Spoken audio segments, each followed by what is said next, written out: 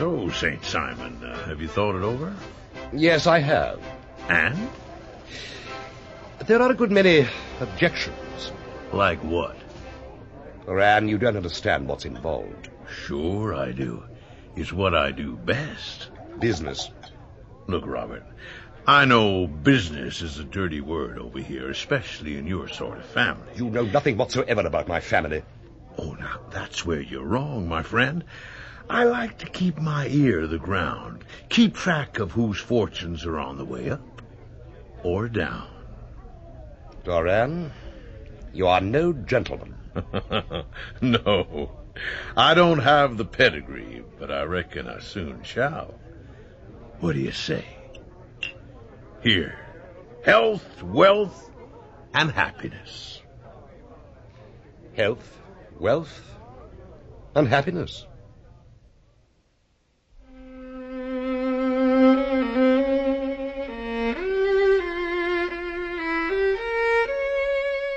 The Noble Bachelor by Sir Arthur Conan Doyle. Dramatized for radio by Bert Coules. With Clive Merrison as Sherlock Holmes and Michael Williams as Dr. John Watson. And featuring John Rye as St. Simon, Catherine Fershpan as Hattie, and David Healy as Doran. The Noble Bachelor.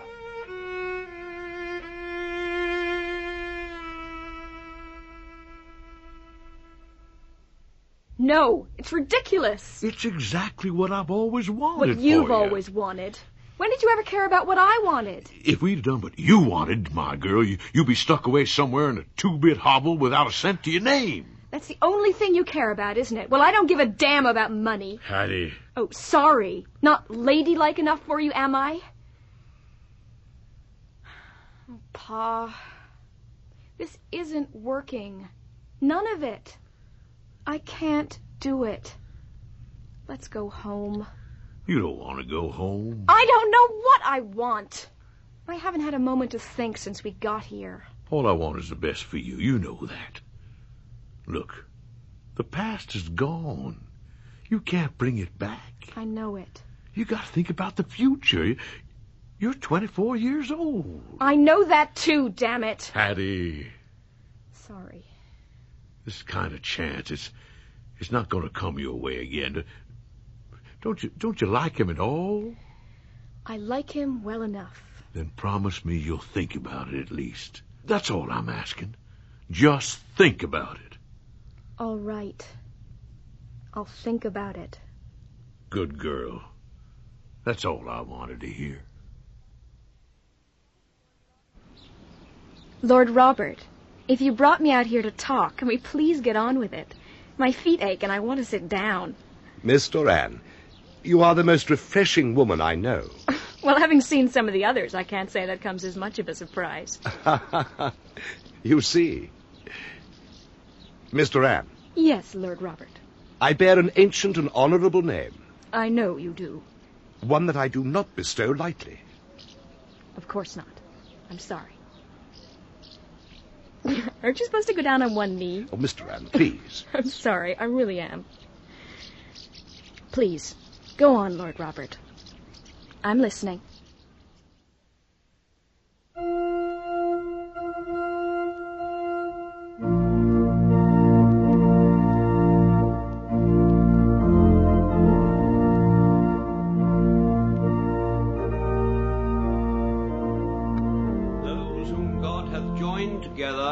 Let no man put asunder. Forasmuch as Robert de Vere Walsingham and Harriet Caroline hath consented together in holy wedlock, and hath witnessed the same before God and this congregation, I pronounce that they be man and wife together. In the name of the Father, and of the Son, and of the Holy Ghost. Amen.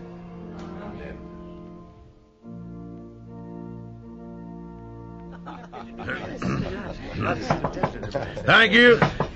Thank you. Now, I know you have a set way to do these things over here, but the way I see it, I'm the father of the bride, and if I want to toast the newlyweds, well, that's my privilege.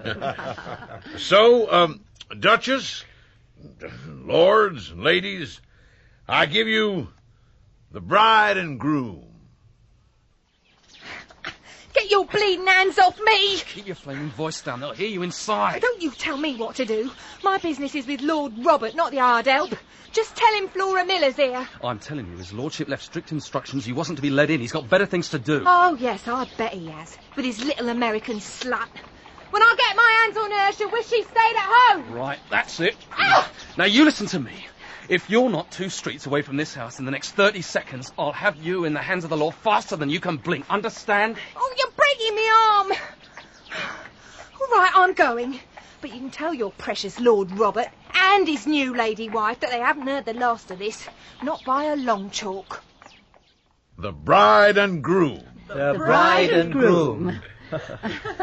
On behalf of Lady Robert and myself, thank you.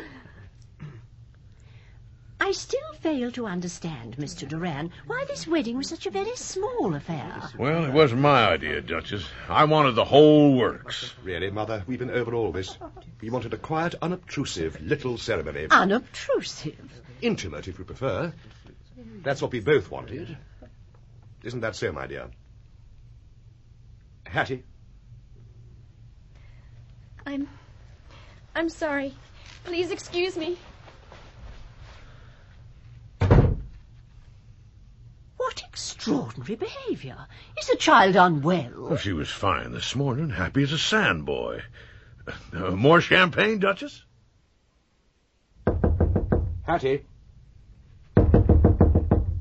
Hattie, this is ridiculous. I know perfectly well that you can hear me. Open this door at once. This has gone on for quite long enough. You're being insufferably rude. Very well. I'm coming in. Now look here. What the devil?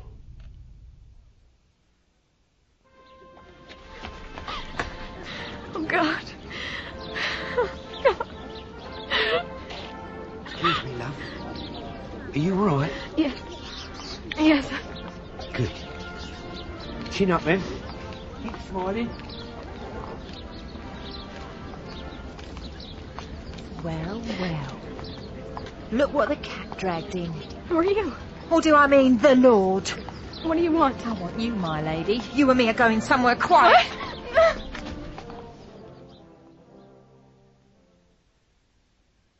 I'm sorry, Lord Robert, Mr. Duran.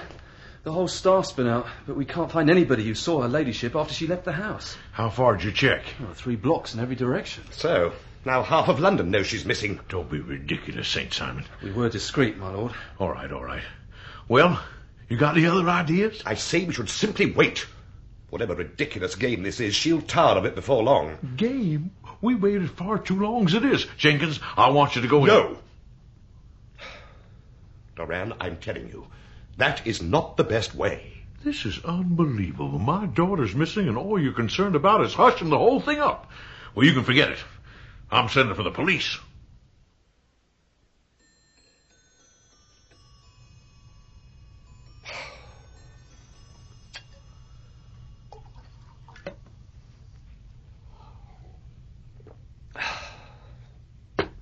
This is ridiculous. Yes? Well? Inspector Giles Lestrade, my lord. About damn time. Show him in, Hardwick. My lord. This way, sir. Thank you. Lord Robert, I'm sorry to have kept you waiting. What the devil do you mean by keeping me a prisoner in here, Lestrade? Yes, I'm sorry about that, sir. But it is the normal procedure. We have to see everyone separately. I'm sure you understand. I do not. I shall be speaking to your superiors. Very good, sir. Now, if you wouldn't mind answering a few questions, I'd be most implying that I'm somehow involved in this ridiculous joke? Joke, my lord? Mr. Duran is extremely concerned about his Mr. daughter. Duran is... Yes, sir? Mr. Duran is an excitable individual with an overdeveloped imagination. Lady Robert is playing some sort of practical joke, nothing more. Fond of jokes, is she, sir? Look, Lestrade, all I require of you is that you organize a discreet search for my wife and bring her back here as quickly and as quietly as you can. Believe me, Lord Robert, that's exactly what I'd like to do. Then get on with it, man. And discreetly, do you hear? I don't want one word of this business in the newspapers. I understand your concern, my lord. I doubt it. But unfortunately, I don't think I'm going to be able to hush things up for you. What? What the devil do you mean? In the light of what Mr. Duran has just told me. What are you blathering on about, Nan? Well, sir, I was hoping that you would volunteer the information, but since you appear reluctant... I'm referring to the incident that occurred outside this house earlier today. That was nothing. Oh, I don't think so, sir. And with the greatest respect, I don't understand your attitude at all.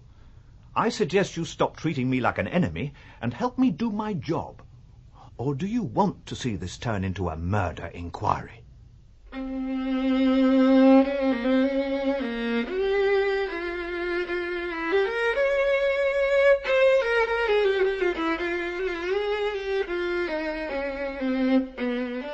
The curious marriage of Lord Robertson Simon, second son of the Duke of Balmoral, has long since ceased to be a subject of interest in those exalted circles in which the unfortunate bridegroom moves. Fresh scandals have eclipsed it, and their more piquant details have drawn the gossips away from this particular drama. As I have reason to believe, however, that the full details have never been revealed to the general public, and as my friend Mr. Sherlock Holmes had a considerable share in clearing the matter up, I feel that no memoir of him would be complete without some little sketch of this remarkable episode. It happened shortly before my own marriage, during the days when I was still sharing rooms with Holmes in Baker Street. The weather had taken a turn to rain, with high autumnal winds, and the Giselle bullet wound, which I had brought back as a relic of my Afghan campaign, throbbed with dull persistency. No sign of letting up. No, sir. Did he say what time he expected to be back? Now, what do you think, Doctor? He didn't even take an umbrella. Mrs. Hudson, he was disguised as a furniture remover. Oh, is that what it was? Well, furniture removers do not carry umbrellas. I wouldn't have let him near my furniture. Oh, I do hope it clears up for your wedding. Thank you. You shouldn't be on your feet, sir. Sit down and give your poor leg a bit of a rest. You know what the wet weather does to it. If it's like this next month, Holmes will be wheeling me up the aisle in a bath chair. Well, as long as you make it somehow. I shall miss you, Mrs. Hudson. You've looked after me wonderfully well. Yes. Well, some people are easier to look after than others. Mr. Holmes! Oh, Mrs. Hudson. Couldn't you have left that filthy old coat downstairs, Mr. Holmes? Look at the mess on my good carpet. It'll dry. Watson, I solved the case. The mystery of the Grosvenor Square furniture van? Not one of your most evocative titles, my dear fellow. How about the adventure of the drowned detective? You will let me have the details while they're still fresh in your mind. Doctor, you're supposed to be resting. Mr. Holmes, please don't put that disgusting coat on the bed. Oh, really, I don't know why I bother. It was a simple little business. Well, it's obvious from the first. And it was the owner of the removal company. Yes, of course it was. Mind you, he was a clever rascal. How did you finally trap him? He tried to enlist me into the gang. Wanted me to steal Lady Holt's diamond tiara. What's this letter?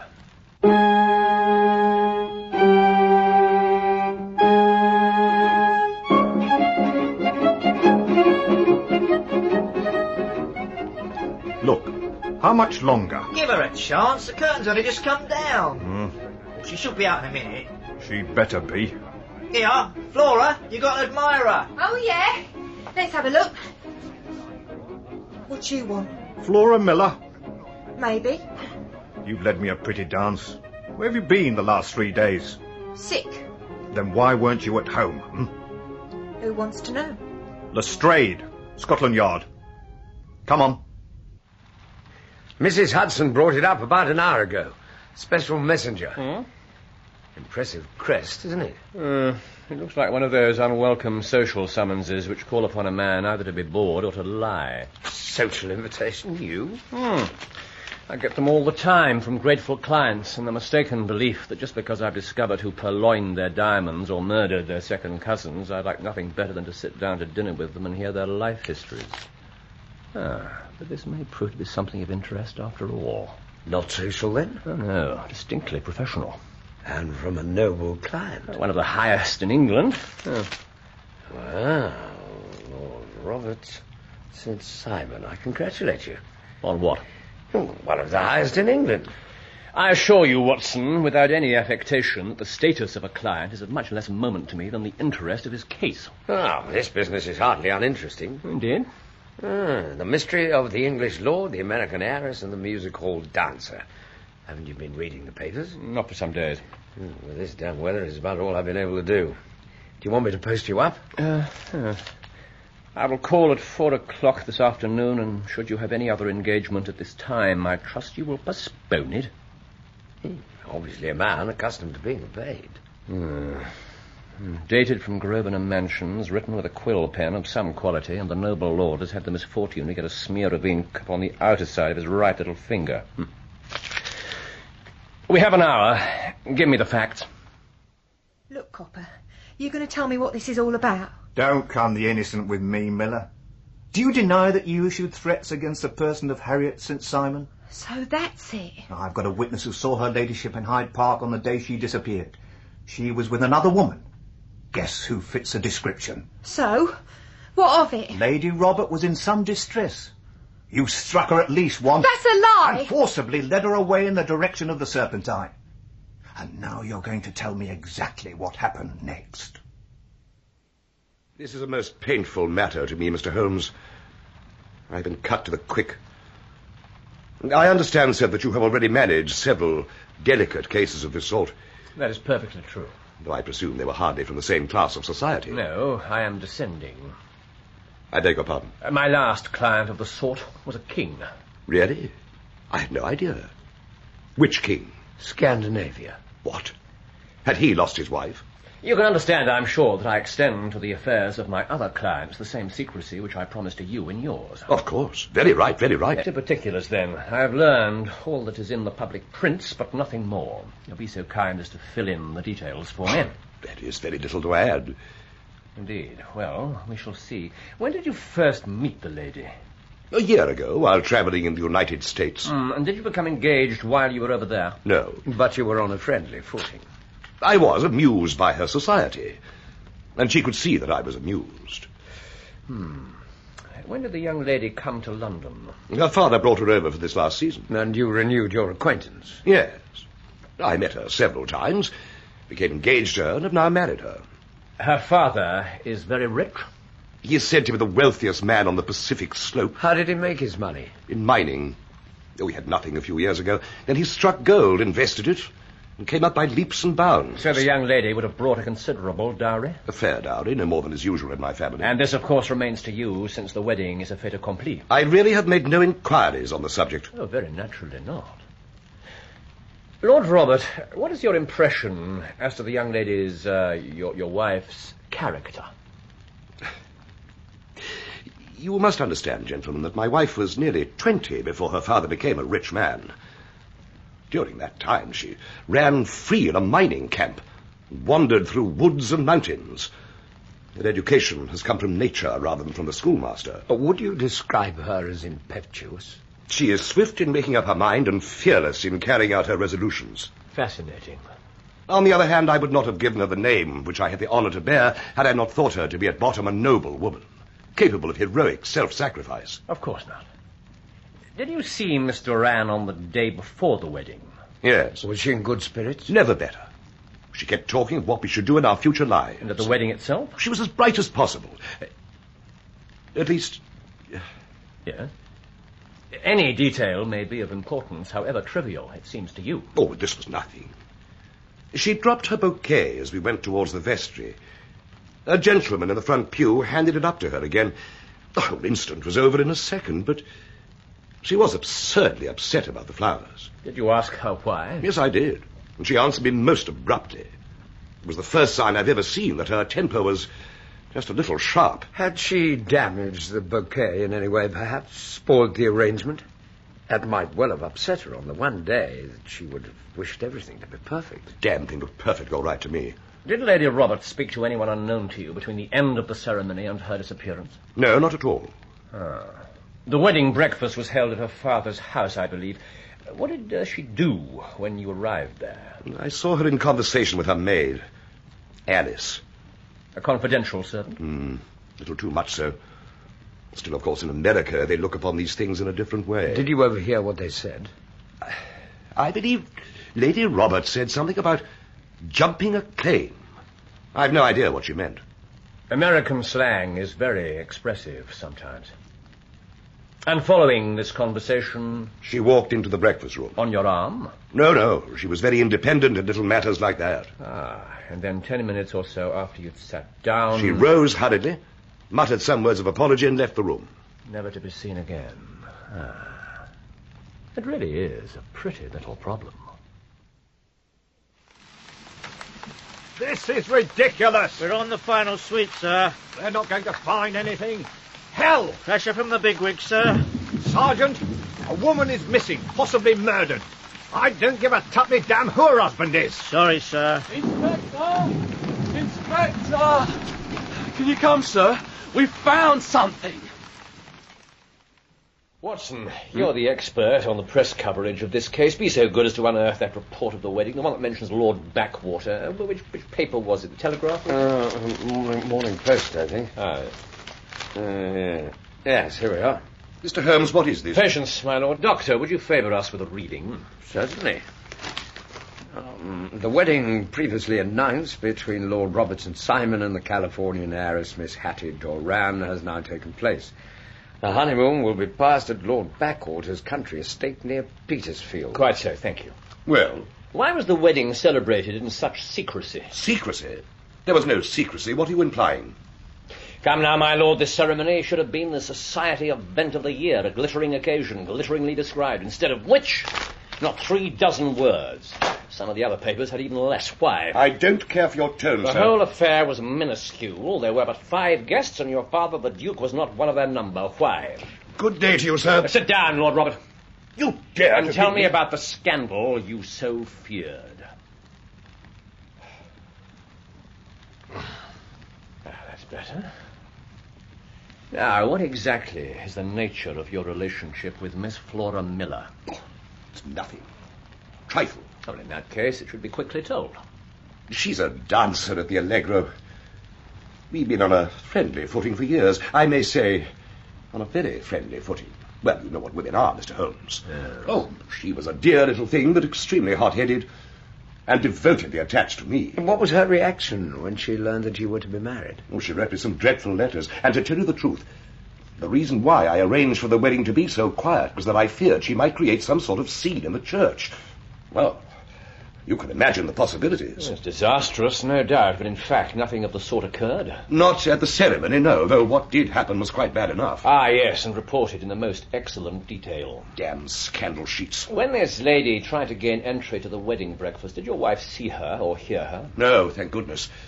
But that fool Lestrade insists that Flora decoyed my wife out and laid some terrible trap for her. Well, it is a possible supposition. What, you think so too? I did not say a probable one. Flora wouldn't hurt a fly. Well, jealousy is a strange transformer of character. Pray, what is your own theory? Well, really, I came to seek a theory, not to propound one. But since you ask me, it has occurred to me that the excitement of this affair, the consciousness that she has made so immense a social stride, may have had the effect of causing some little nervous disturbance in my wife. You believe that she had become suddenly deranged? Well, I can hardly explain it in any other fashion. Well, it certainly is a conceivable hypothesis. Well, I don't think I need detain you any longer. I shall communicate with you. Should you be fortunate enough to solve this problem? I have solved it. What was that? I say that I've solved it. Then where is my wife? That is a detail which I shall speedily supply. If that is an attempt at humour, Mr. Holmes, I find it sadly misplaced. I'm afraid that it will take wiser heads than yours or mine to solve this mystery. Gentlemen. Lord Robert. It's very good of the noble lord to honour my head by putting it on a level with his own. Have you really solved it? Yeah, before he ever came into the room. You don't forget that, then. Leave that. Sarge, Don't forget it. I've got a cab for the old man. For pity's sake, lad, he is. You call him that. You'll be on the beat for the rest of your natural. Oh, sorry, Sarge. What's the matter with him, anyway? I thought he'd be pleased we found something. It wasn't exactly what he was expecting. Where's his cab, then? Over there. Cabby wanted to know where he was going. Huh. Where do you think?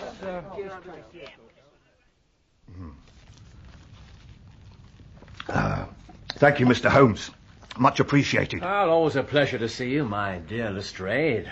Well, what's up? You look dissatisfied. And I feel dissatisfied. It's this infernal St. Simon marriage case. I can make neither head nor tail of the business. Really? You surprise me. Did he come to see you? You've only just missed him, Inspector. He told me he was thinking of it. Asked me if I had any objection. And did you? Of course not. I said it might be of some assistance. Oh, you're too generous. You're not having much luck with this case, then?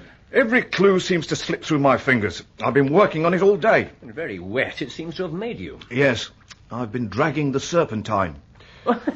In heaven's name, what for? For the body of Lady Robert St. Simon. Have you dragged the basin of the Trafalgar Square fountain? No, why? What do you mean? Well, because you've just as good a chance of finding this lady in the one as in the other. I suppose you know all about it, hmm? Well, my mind is made up. Oh, indeed.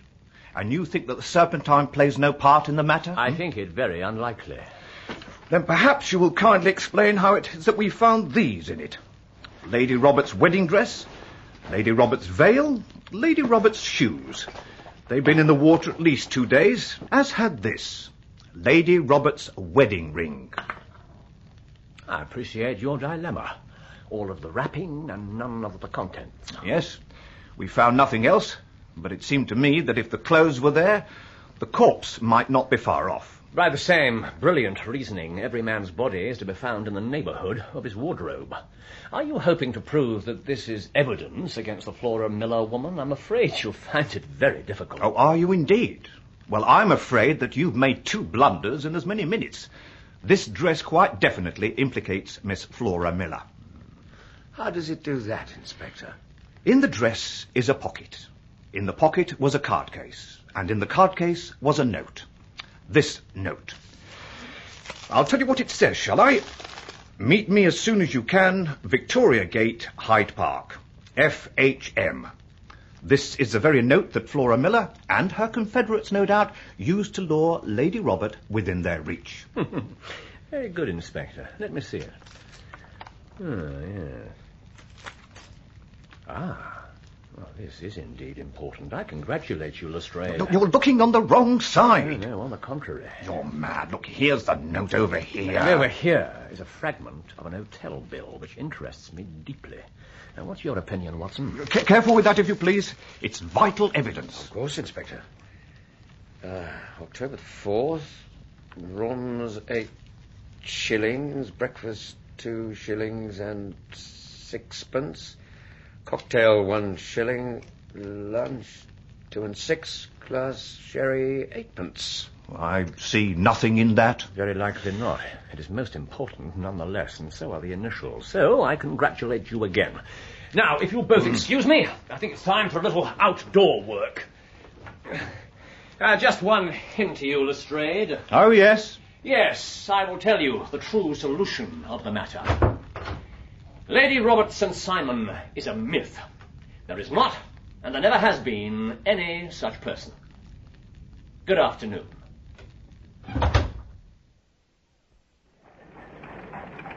The Langham Hotel, please, cabby.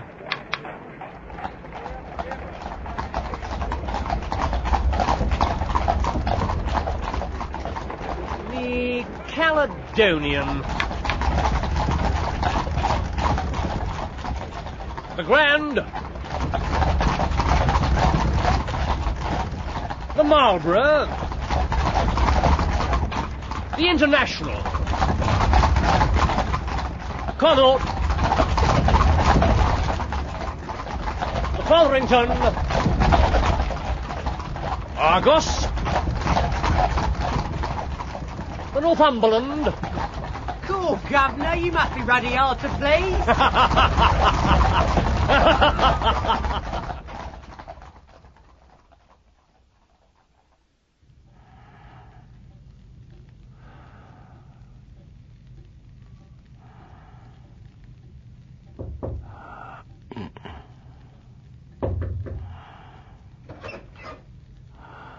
Dr. Watson? Sir? Yes? What is it, Mrs. Hudson? I'm so sorry to wake you, Doctor, but there's a special delivery. A special delivery? What, for me? Well, no, sir, for Mr. Holmes. But I didn't want the men to come barging in on you just like that. The men? Just what are they delivering, for goodness sake? Excuse me. I thought I told you to wait downstairs. I'm sorry, ma'am, but we do have other calls to make. Now, where do you want all this food? How many times? I never set eyes on the damn thing before. Meet me as soon as you can. Victoria Gate, Hyde Park. FHM. Victoria Gate is precisely where you were seen, fighting with Lady Roberts. It's not even my writing. Then one of your confederates wrote it for you. This is ridiculous. Oh, ridiculous, you call it? Well, I call it murder. And so will the judge and jury. Now, why don't you make things easy on yourself and tell me the truth? Holmes, I was beginning to think you'd disappeared too. They've laid the supper, then. They've laid for 5 people. What's it all about? I don't mind telling you, Mrs. Hudson was more than a little put out. Oh? And what is wrong with the food I provide, I'd like to know. Well, I fancied that our company would appreciate something a little more Epicurean. Yeah, they'll be arriving soon. Holmes? My dear fellow. I've been going over this business. With what result? Jumping a claim. Very good, Watson. I know it's significant, but I don't know why. Is that so? Holmes, don't be so infuriated. It's miners' parlance. Means taking possession of something to which another person has a prior claim. Does it indeed? Our first supper guest. He should feel at home amongst these ancient and cobwebby bottles. Oh, just listen to that. Oh, dear. Doesn't all go well. Mr. Holmes. Lord Robert, good evening. Good evening, my lord. Mr. Holmes, I am not accustomed to being summoned in this peremptory manner. If you have news of my wife, why did you not put it in your message? Because I feared you would not accept my invitation had I done so. So you do have news? Not concerning your wife. What nonsense is Watson, be so good as to get Lord Robert a drink. His nerves seem to be somewhat on edge. Certainly. My lord? No, thank you. Splendid. The remainder of our little party. Lord Robert, I am in possession of all the facts of your case. You know where my wife is. But I do not believe that I am the best person to explain them to you. What? What do you mean? I have therefore invited 2 other people of my acquaintance to do so in my place. Pray excuse me. Lord Robertson Simon, allow me to introduce you to Mr. and Mrs. Francis Hay Moulton. The lady I think you have already met. Hello, Robert.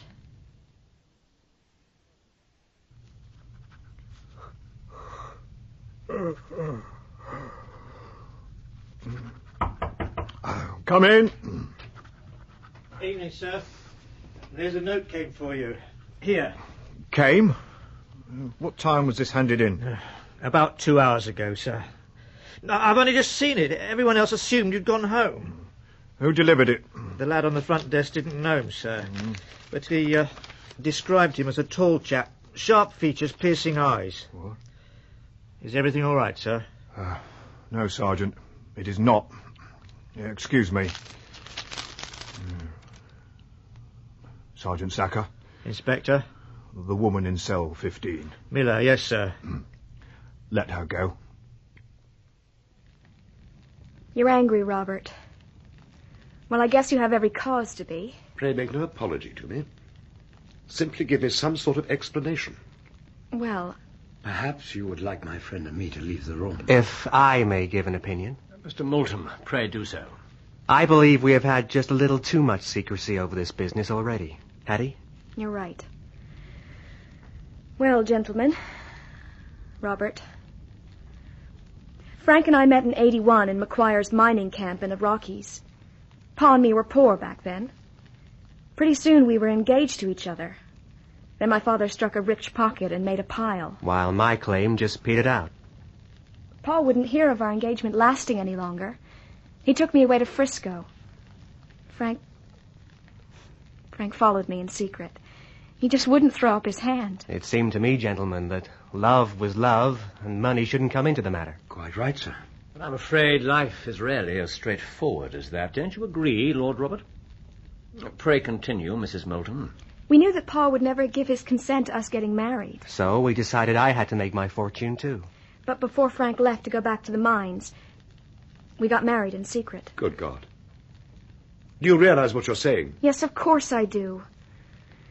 He was just a clergyman and a few words, and then we split up straight away. But it was a holy pledge between us. Do you seriously mean to say, madam, that you knowingly allowed me to publicly humiliate myself and my family? Of course not, Robert. You may find it hard to believe, but I respected you and your family. I thought Frank was dead. I was working a miners' camp in New Mexico. We were attacked by the Apache Indians. It was a terrible massacre. Word went out that everyone had been killed, but that wasn't the truth. A few of us were taken prisoner. How long were you held captive? 4 years, Mr. Holmes. And if you'll forgive me, gentlemen, I'd rather not say any more on the matter. Of course. After we had the news, I was ill for a long time. Really ill. Then slowly I began to get better. And then Lord Robert came to Frisco, and we came to London, and a marriage was arranged, and Pa was very pleased. But I felt all the time that no man on this earth would ever take the place in my heart that had been given to my poor Frank. You escaped from your captivity, Mr. Moulton? I did, sir. And I traced my Hattie here to London. I stayed in various places. Your penultimate address being the Northumberland Hotel. How did you know that? Anyway, this city's mighty big to track down one particular person, but I finally saw the announcement of the wedding in a paper.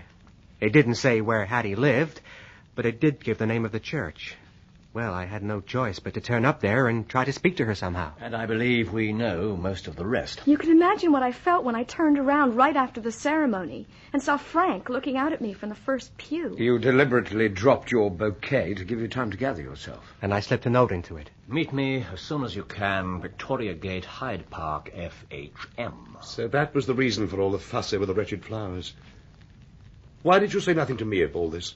In front of your mother and all those other lords and ladies? Robert, I was scared.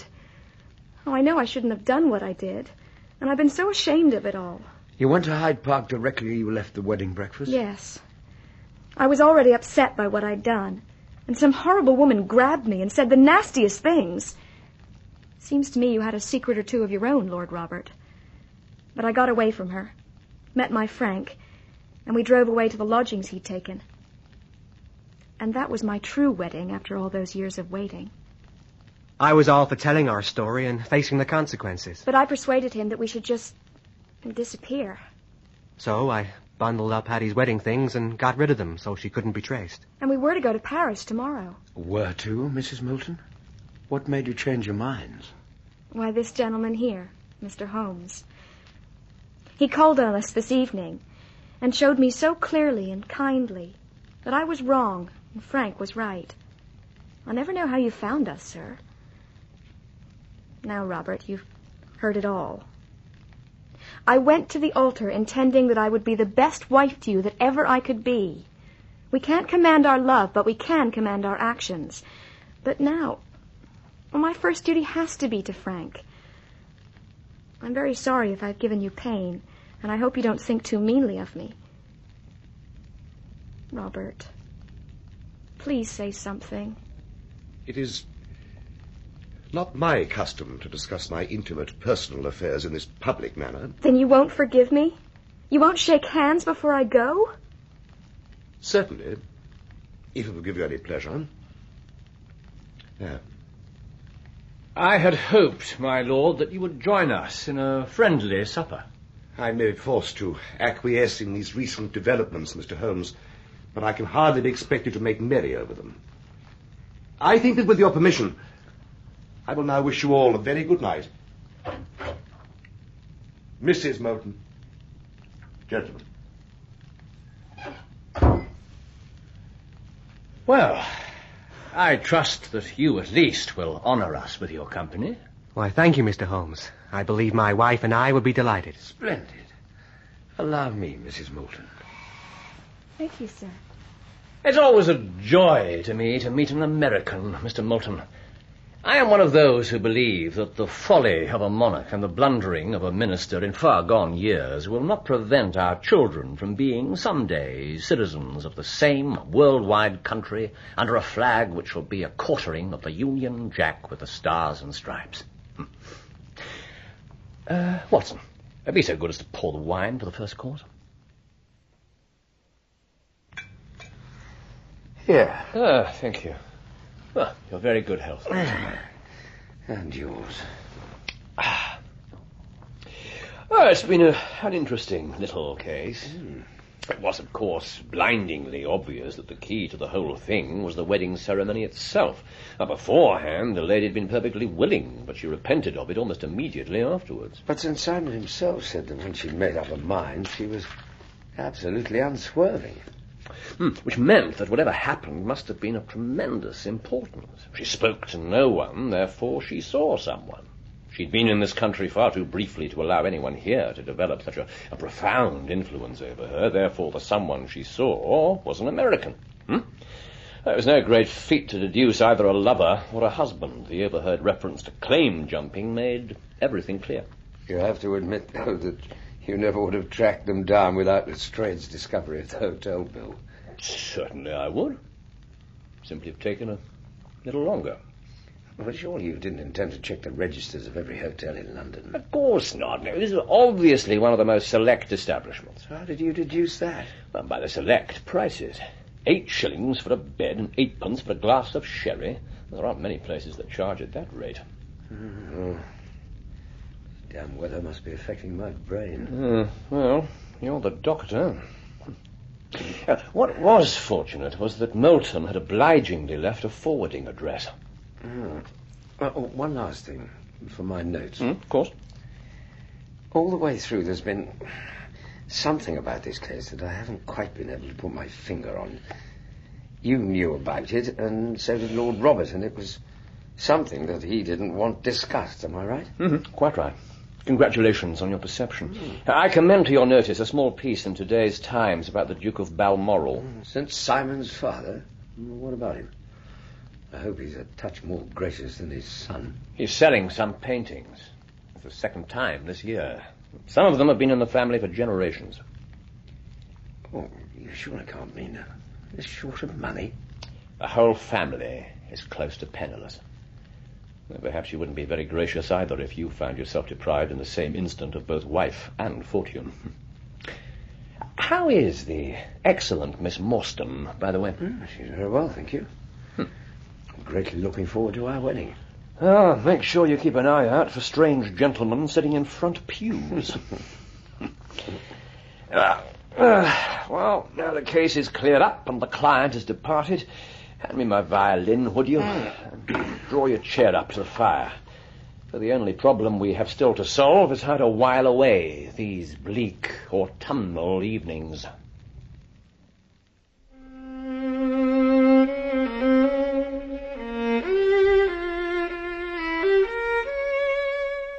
In The Noble Bachelor, Sherlock Holmes was played by Clive Merrison and Dr. Watson by Michael Williams.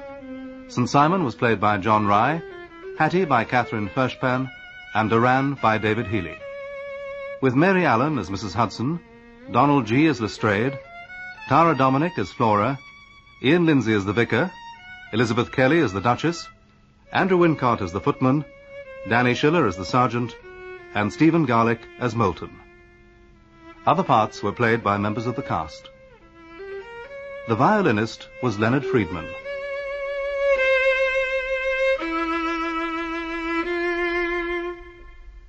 The Noble Bachelor was dramatized for radio by Bert Coules and directed by Enid Williams.